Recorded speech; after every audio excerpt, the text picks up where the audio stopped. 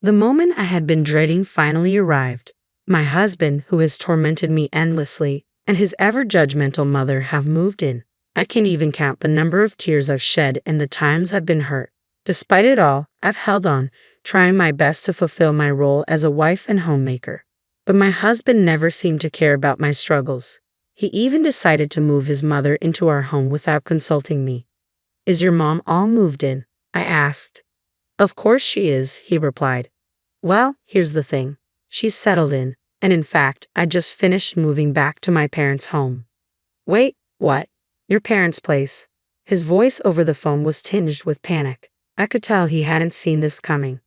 "But don't think it ends here. I owe you for all the pain you've caused me. My name is Eleanor, a 44-year-old homemaker. I met Raymond at a party when I was 20, and we instantly clicked. Just 3 months later, he confessed his feelings and we started dating.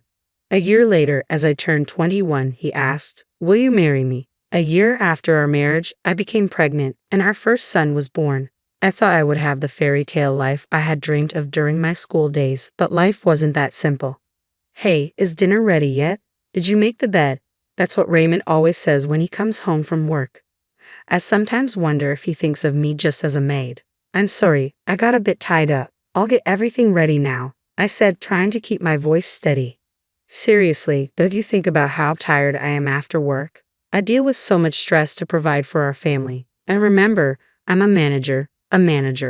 Raymond would always start ranting about his job whenever things didn't go his way, making snide remarks. He wasn't like this when we first got married. People often ask if I'm okay with how he behaves. Of course, I'm not. It's unbearable. But honestly, I do appreciate that he brings in the money. Thanks to Raymond's good salary, we've never had financial troubles. But imagine if I challenged him and he retorted, "You're defying me." "Fine, I'll stop contributing to the house then." I wouldn't know what to do. So even if he says a bit much sometimes, I try to tolerate it, though I wish I could say it was always easy. But with the way Raymond's been acting lately, even that tolerance is strained. Like the other day, he ranted, "Why aren't the clothes dry? You didn't even use the dryer, did you? I told you before I like my clothes feeling cozy. They need to be fluffy from the dryer." I had a lot on my plate with shopping and chores, so I didn't get to the dryer. That's not the point. I work hard every day, but what about you? Aren't you a homemaker? Shouldn't you have time for at least this? Raymond never does household chores. He believes that's the wife's job. Just because I'm a homemaker doesn't mean I always have free time. I wish he'd help out a little. It was the same story when our child was born. Always some excuse about being busy or tired from work. So I've done all the household and childcare duties by myself. But there's another source of stress. My mother-in-law. "Eleanor, did you clean this properly? And what are you planning for dinner tonight? Surely not some takeaway." Whenever my mother-in-law visits, she's always like this. She constantly looks for my mistakes and never hesitates to criticize. Both mother and son act similarly. Like they say, the apple doesn't fall far from the tree. And today she started again. "Eleanor, how many times have I told you to clean the house every day to make it comfortable for my son? Why don't you? Are you ignoring my advice on purpose? This is why I was against my son marrying someone like you. You can't even manage the house properly. Just looking at you infuriates me." Constant criticism from Raymond and my mother-in-law. I endure it all with a smile. But there's one thing I just can't overlook, my mother-in-law's gambling habit. Whenever she has the chance, she's playing poker, slot machines, roulette, or craps. She just loves to gamble and spends all her money in the blink of an eye. Worse still, she laughs about it, and Raymond just laughs along with her. Hold on a second. Whose money do you think you're using? The money my mother-in-law spends on gambling comes from our household savings. I've brought this up to Raymond multiple times, but he just brushes it off. "Hey, could you tell Mom? I mean, I could tell her, but if I do, I think she'd be really shocked. Plus, I'm so busy with work." I don't think I can discuss it calmly. He always comes up with these excuses and never asks. So I decide to convey Raymond's message to my mother-in-law for him. "Why can't a mother use the money her son earns?" "He told me I can use as much as I want," she retorted, thinking that Raymond would back me up. I say Raymond feels the same way. "Could you please stop using our household savings without asking?" "Right, honey." But Raymond interjects, "What are you talking about? The household savings are for all three of us, excluding only Mom." Is she wrong? Sorry, Mom. Don't listen to her, she's lying. You can use the money as you always have. This is how Raymond always changes his story depending on who he's talking to. Moreover, he started blaming me for my mother-in-law's gambling habits, saying they worsened after we got married 3 months ago. That's just not true. Even before our marriage, my mother-in-law was gambling frequently. Whenever I went shopping, I'd see her coming out of the local poker club. But when I bring this up to Raymond, he accuses me of lying and then ignores the issue. He'll never see his mother's true colors. These remarks keep coming, and I'm getting fed up. Oh, look at the time. I should get going. Wait, Mom, you didn't forget about our plan, right? How are the preparations? Yes, they're well underway. What plan? What are these two up to? I'm taken aback by Raymond's sudden question and try to figure out their scheme. With that, my mother-in-law, humming a tune, leaves in high spirits. At last, she's gone. I think to myself. I look over, and Raymond is grinning from ear to ear, waving until his mother's out of sight. A week later, I finally understood the meaning behind Raymond's words about preparations. Have a good day, I say, but there's only a slam as usual. Raymond leaves for work without responding to my farewell. While most couples would greet each other with smiles, that warmth is long gone between us. I gaze out the window and see a neighboring family looking so happy as they walk by. I remember the days when my son and I used to go for walks just like that. Lost in my thoughts in the morning, the doorbell rings. Yes, who is it? Oh, it's you, mother-in-law. Wait, where's Raymond? I wasn't expecting her to show up today, especially not this early in the morning. Oh, something came up at his work, so he had to go in unexpectedly. I see. Why on earth is she here? She's not expecting to have breakfast with me, is she? No way she would think of doing that, or would she? A flurry of thoughts about my mother-in-law raced through my mind. Then she says, "Why are you standing there looking so blank? Get things ready." Ready for what? I haven't eaten anything since this morning. I'm hungry, so make me breakfast. And make sure this doesn't happen again. What does she mean by from now on? The words "get ready" that Raymond mentioned earlier and mother-in-law's "from now on" phrase make me uneasy for some reason. I had a terrible feeling about this, feeling anxious about their comments. Mother-in-law pressures me to make breakfast. I apologize and start preparing the meal. Meanwhile, mother-in-law observes me, not even blinking. It feels more like monitoring than observing. Maybe it's hard to do under her piercing gaze. Silently and earnestly, I prepare the breakfast. Suddenly, mother-in-law says, "It's pitiful to think my son eats this poorly presented food every day. It looks terrible and probably tastes just as bad. I'd love to know how you manage to cook so poorly." She ridicules me, mockingly laughing and complaining. Why do I have to hear this first thing in the morning? What was supposed to be a pleasant morning feels as if it had turned into a downpour. Sorry for the wait, it took you long enough. How much time do you need for a meal like this? Maybe you should attend a cooking class, then you might be able to cook something decent. Even then, it'd be like getting a D instead of an F. Having a meal along with my mother-in-law for the first time, seeing her stern face while eating, I lost my appetite, and the meal I put so much effort into tasted bland. Suddenly, my mother-in-law sat down her fork, stating, "I don't even feel like eating this. Clear it away." I'm sorry, I just can't take this anymore. I wish she'd leave sooner. But little did I know, my wish would be shattered in no time. Ring, ring. Excuse me for a moment. Hey, Mom's there, right? Let me talk to her, Raymond requested, handing the phone to my mother-in-law. After Raymond's request, she exclaimed, "You told me we'd discuss that matter, making me come over so early. Now you say you're at work. What's going on?" "Sorry, something came up. I'll be back before noon. Just relax till then." Hurry up. Being with her is just stressful. She ended the call with Raymond and returned the phone to me with a slight throw. Trying to ask what Raymond had said, she just glared and told me he'd be back before noon. 3 hours later, Raymond returned home and immediately asked her, "Sorry, Mom, so are you ready?" "Yes, just need to pack my things." Before I could process it, Raymond dropped a bombshell. "From now on, Mom will live here too." What? It was a shock. I always thought it would be just the two of us living here, but now my mother-in-law will be moving in. The mere thought of my mother-in-law coming here terrifies me. Living a life constantly getting snide remarks from Raymond and my mother-in-law every day, I just can't bear the thought of it. "Mom, I'll help you move on my next day off." "That would be helpful, but don't bring her along. We don't need someone useless." "Don't worry, it'll just be me." The shocking twist left my mind blank, unable to process anything. That evening, Raymond and his mom went out for dinner alone. I pondered our future. How would I coexist with the two of them?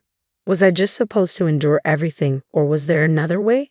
The same thoughts kept replaying, but no answers came. Lost in my despair, tears spilled when suddenly, ring ring, a phone call.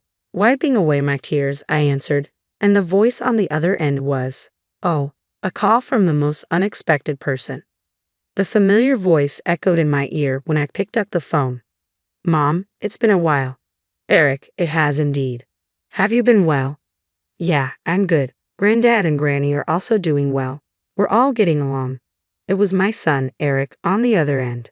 After graduating from college, Eric took a job at a company near our family home. Because his work was close, he had chosen to live with his grandparents away from us.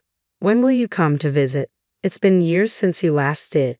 The two of them really want to see you. I'm sorry, I've been so busy and just couldn't make it to the family home.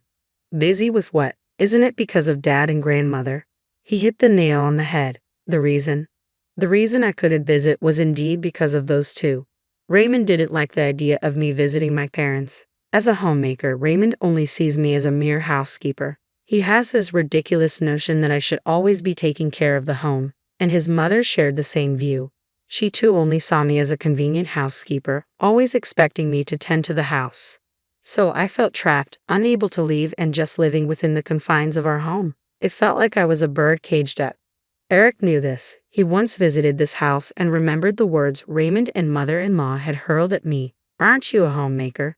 Then you need to do your household duties properly. A housekeeper who can't even do chores is useless anywhere. Be grateful you're even needed here by us. It was then that Eric first realized the treatment I was getting from the two of them. I thought as much. I'm sorry for making you worry. Listen, Mom, I have an idea. Then Eric suggested something unexpected. It was something I hadn't ever considered. Really? Are you serious? Of course. It's to help you, Mom. While it might seem obvious, Eric's words became the lifeline I needed for my hellish life. From the next day, while Raymond was at work, I started implementing what Eric had told me to do, being cautious not to let Raymond notice and always vigilant for the often unexpectedly appearing mother-in-law. There were a few close calls. Hey, have you been up to something lately? Why do you ask? Mom mentioned it. She said you've been acting differently. You're not cheating on me, are you? Last time, Raymond's ridiculous misunderstanding saved me, but I can't underestimate my mother-in-law. She's sharp. I need to be more careful and not let my guard down around her. Still, it's clear that Raymond doesn't really care about me. Well, that's fine. It actually makes things easier for me. In fact, it's a relief. I can't wait to see how they'll react to what comes next. Ring ring. Mom, how far along are you with the preparations? I've got everything ready and I've made a lot of progress. Now we just wait for the day. Speaking of which, do you know when grandmother is moving in? She's moving in the day after tomorrow. I overheard them talking about it when they were in a good mood. I have to make sure they pay for everything they've done to me. The climax is approaching. The morning my mother-in-law is set to arrive. Don't slack off just because I'm not around. Also, help Mom with the luggage when she gets here and keep the house clean. Mom said she won't forgive even a speck of dust. I understand. After seeing Raymond off, I start the final preparations. Then the doorbell rings. Good morning, Mom. Eric, I'm sorry, but can you help me? Of course, let's get this done quickly before grandmother arrives. With Eric's help, we finalize everything, and 30 minutes later, we're ready. All right, let's go. I hop into Eric's car and we head to a certain place. Ring ring. Hello, the moment has arrived. Raymond and mother-in-law have tormented me endlessly. I don't even know how many tears I've shed or how much pain I've endured. Yet I've persisted, trying my best as a homemaker. But Raymond never seemed to care about my struggles, and he decided to move in with his mother without discussing it with me. Is Mom all settled in? Of course she is. But guess what? Yes, she's all settled. And I've just finished moving back to my parents' home. What? Back to your parents? Raymond's panic was evident even over the phone. But that's not the end of it. He's got a lot coming his way. I delivered the final blow to Raymond today, the day we get divorced. The divorce papers already filled out with your name are on the table when you get home. All you need to do is sign and take them to the courthouse, just to make sure there's no delay. I've arranged for a lawyer to accompany you. The lawyer will also discuss the division of our assets. Raymond, taken aback, blurted out, Wait, what are you talking about? Divorce? Are you kidding me? No matter what you say, it won't change my mind. Oh, by the way, we don't have a single cent in our savings. What? That can't be true. I've been contributing every month. Yes, but your dear mother gambled all that money away. We have nothing left. What I suggest is that you and your mother figure things out. Good luck. Right after ending the call with Raymond, his mother showed up at the house, arms laden with bags, enthusiastically ringing the doorbell. I didn't answer. Infuriated, she yelled, "Hey, open up. How long are you going to keep me waiting out here? Open the damn door, you wretched woman." Screaming and swearing at the front door attracted the attention of a passerby. They suspected her of causing trouble and called the police. In just a few minutes, officers arrived and took her away. About 30 minutes later, a distraught Raymond, unable to focus on his work after hearing the news, rushed home, but I was nowhere to be seen. The only thing waiting for him was the divorce papers on the table. The sight left him completely speechless, and he just sat down, devastated. 2 hours later, the lawyer arrived and accompanied a despondent Raymond to the courthouse to submit the divorce papers. At last, our divorce was finalized. The next day, after being released from police custody, Raymond's mother came home only to find her son deeply affected by the shock of the divorce. Although Raymond had planned to live with her, the trauma of the divorce made him take a leave from work, and a month later, he resigned. With no income, he had to sell the new house they had just built. They managed to get by with the money from the sale, but his gambling-addicted mother depleted it all. Rumor has it they now live like homeless people in a nearby park. After the divorce, I began to live peacefully at my parents' house. The money from the sale of the house came to me as well. With that money, I commented, "This place is lovely." Yeah, it's a popular resort hotel these days. I was on vacation with my family, finally free from the nightmare. I could live my life on my own terms. That joy is unparalleled.